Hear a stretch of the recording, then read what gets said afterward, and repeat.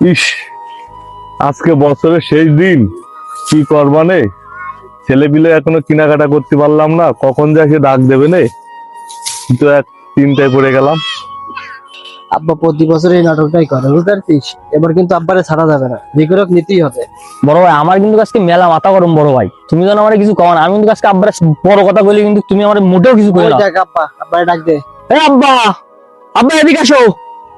ইস, কতি না কতি চলে আসলো, কি যে কমানে, ছেলে দুটো চলে আসলো। বিপদে পড়ে গেলাম এবারটা। কি হয়েছে? কি হয়েছে তুমি জানো না? তুমি আগে এদিকে আসো। কি হয়েছে বাপ, রাগে যাচ্ছিস? কারণ কি তোরা? রাগে যাচ্ছি কারণ তুমি বুঝতে পারছিস না, তুমি প্রতি বছর এই নাটকটাই করো। আব্বা তুমি বোঝো না, আমরা তো বড় হয়েছি, আমাকে কিছু কেনাকাটা করে দেয়া লাগে না?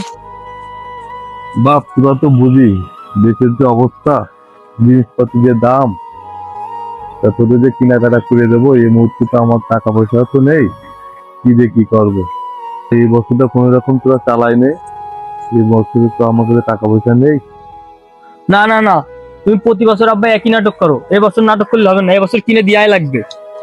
দেখ ভাই, বাপের যে অবস্থা, আর কষ্টে টাকা পয়সা তো নেই, এই বছরটা কোন রকম যা আছে তাই দিয়ে কাটাই দিই। না বড় ভাই, তুমি প্রতিবার একই কথা কও বাপের হয়ে, আমি কিন্তু সহ্য করবার না ভাই। আরে না, এবার একটু ধৈর্য ধর, আমার কথা শুনে। ঠিক আছে বড় ভাই, এই বছর না আমি মাইনে নিলাম। তো ছোটটারে কি করবানে? ছোটটা তো আর কারোর কথা মানবেন না, সেই সময় দেখবানে কি হয়। তোরা তো দুজন বুঝলি বাপ, ছোটটাকে একটু বুঝাই বলিস কেন, কি বলে দেখি। বাপ তাহলে ছোটটাকে বুঝাই বলিস কেন তোরা? আমরা নাই বুঝলাম, ছোটটা অত ভালো বুঝাতে পারবো না, তুমি পারলে বুঝাবে না। বড় ভাই চল।